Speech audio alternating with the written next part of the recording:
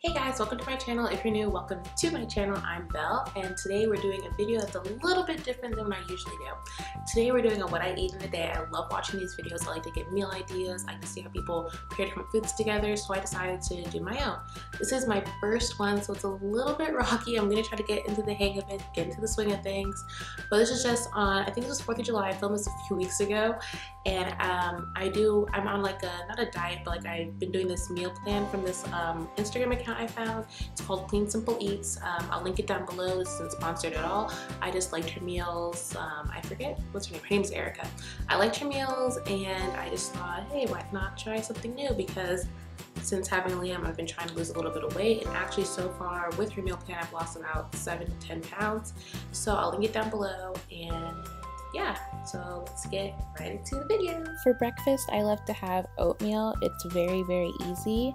And what I do, I just put in some almond milk, however much I want, depending on how thick I want it. Some cinnamon, just for a little bit of taste and just make it a little bit of spicy.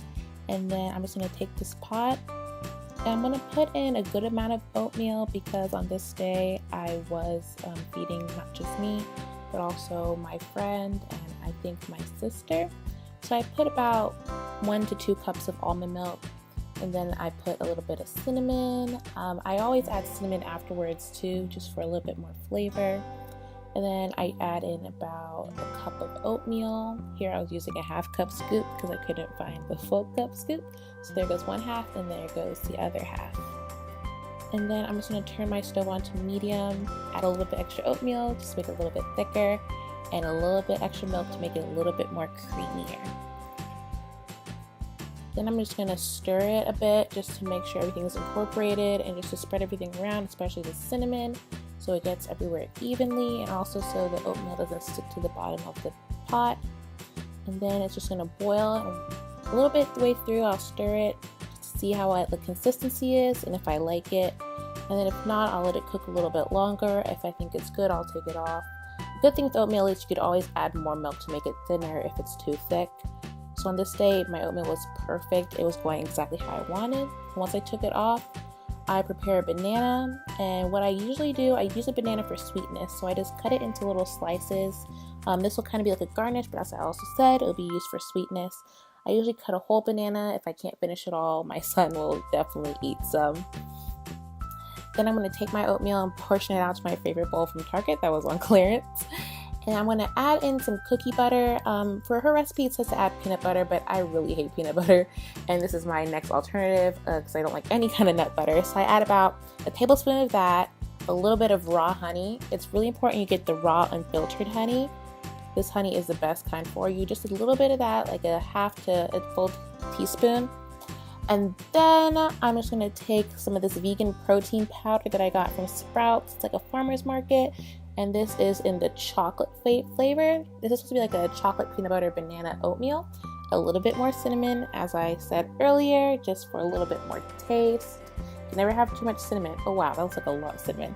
And then I'm just gonna stir it so everything's incorporated, so my oatmeal can be nice and creamy and buttery from the cookie butter, and get the sweetness from the cinnamon and also from the honey. That looks so good. Then when I'm done doing that, I'm just gonna add on top some of the bananas. I had to save some for my friend even though I wanted to eat them all. And then my favorite part, we're gonna go ahead and use some chocolate chips. Now the chocolate chips is perfect for this meal because they melt and it's so delicious. It makes it so sweet and melty. Yum, doesn't that look good? Today my son had already eaten his breakfast, so I just ate right next to him and it was so good. The best thing about oatmeal is that it's so filling, so this can last me for like even a few hours. He didn't want any. He was too focused on his juice. Then I had a snack midway through the day. These are good thins. This is, I think, the garlic flavor, spinach garlic, with a kombucha, and this is a pomegranate health-aid kombucha. Ignore the tripod in the frame, lol. For lunch, I decided to make some enchiladas. I was making this for a few people, including myself. So I'm just going to start with taking 1/2 of a green bell pepper and just dicing it. You can dice this as small or as big as you want. And then I'm just going to take 1/2 an onion and do the same. Once I do that, I get a can of black beans. I think I needed like a cup if I did a little bit more. And just take my Piggy can opener and open this. I love this can opener. I got it at Ross and it's so cute. But once you open these beans, just make sure to drain them. If you are a pro, you can make your own beans from scratch from the bag and boil them. Then I'm gonna take some coconut oil and heat my pan and just put out like a tablespoon or 2 of that. I'm not using butter or oil. This is a healthier option. Once that heats up, just toss in your veggies and mix them around. Make sure you mix this very well and be careful and watch it because coconut oil isn't that good for making things not stick. Add some garlic powder, some cumin, some paprika, any seasonings you really like. My favorite is black pepper. I'm gonna add some of that or a lot of that and just mix it so everything's evenly coated and gets all the seasoning on them. I hate bland food, so seasoning is very important to me. Then once that starts heating up, I'm gonna make space for the beans. It might be easier to use a plastic spatula, but I was just using this wooden one, trying to get every little bean out of there. Once I get that, I'm just gonna mix all the ingredients so they all can get heated evenly and they can all get mixed around well. You don't really need to heat this long because it is gonna cook again in the oven. So I'm just gonna let it heat up a bit.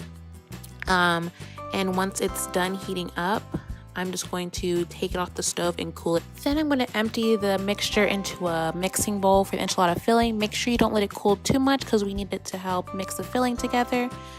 We're going to take a mild to medium heat salsa and add about a half a cup of that. And then we're going to use Laughing Cow cheese. This is the light one. I think light Swiss or light mozzarella, not sure. And put in 4 triangles of that. That's why we need the beans to be a little bit hot. And then lastly, we're going to take this shredded chicken that I made the night before. I just took some chicken breast, boiled it in a pot with salt and pepper. And then I shredded it with 2 forks. It keeps very well. So I just took this cold chicken and put it right into the warm mixture. I'm just going to spread everything around and mix it well so the cheese isn't in its solid form anymore. So it's nice and smooth throughout the mixture. Then while I was doing that, I heated up some corn tortillas in the oven for about 2 minutes each on 350, I believe. And then I'm just going to spray my pan, take the tortillas and get about a spoonful of the mixture to put in the middle of each tortilla. These are the small tortillas, not the large ones. Then I'm just going to put that in the tortilla and roll it up like a little, there's a little beanie, we can't miss him. Roll it up like a little burrito. And I wasn't expecting it to make this many enchiladas, honestly. The serving called for 2 enchiladas per person, but this made well enough to have leftovers the next day. And your girl loves leftovers, so I was happy that I didn't have to cook the next day.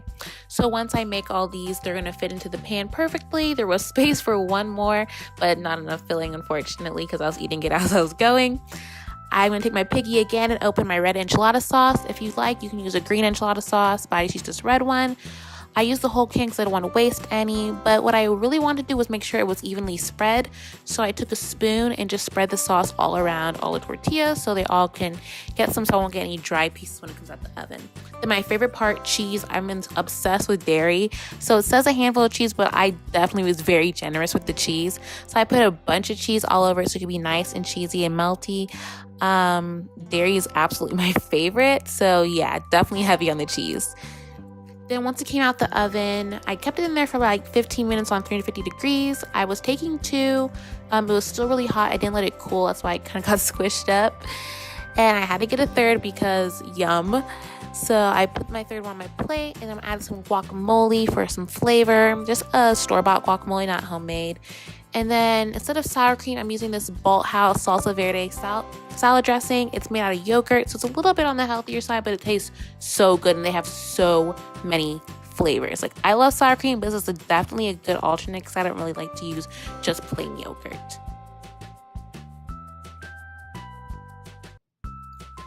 A little bit after lunch, my son's dad did bring me a smoothie. This is the pomegranate plunge smoothie from Tropical Cafe. So good. On this particular night, my sister made dinner because I fell asleep on the couch because I had a long day. I'm just having white rice with an Asian-inspired veggie mixture with some grilled chicken. It had broccolis, matchstick carrots, mushrooms, sweet peppers, and a bunch of other seasonings I can't quite remember, but I will definitely link down below her website, the meal plan that I'm following, and up there she has her cookbooks that you can purchase at any time. This meal was so good. I literally ate it and went back for seconds because why not? Then on top of this, I'm going to add some sesame seeds just to add a little bit of texture and to also make it look a bit cuter. And then of course some soy sauce. This is a low sodium one from Walmart. Anyone notice anything different with my hands? Yeah, your girl finally got her nails done. Hallelujah. Then after dinner, I like to drink some water. I try to drink water all throughout the day, but I definitely before bed and in the morning. Then for dessert, I wanted something sweet, but also something healthy. So I was trying to pick between the two and definitely a cookie one, but I also ate some pineapple as well.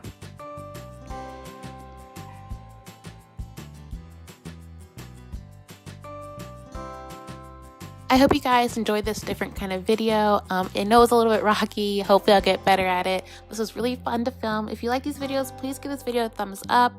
Any suggestions or any comments, anything like that, please comment down below. And don't forget to subscribe to my channel. I'll be coming out with new videos more frequently from now on. And I hope you enjoyed. Until next time, guys. Bye.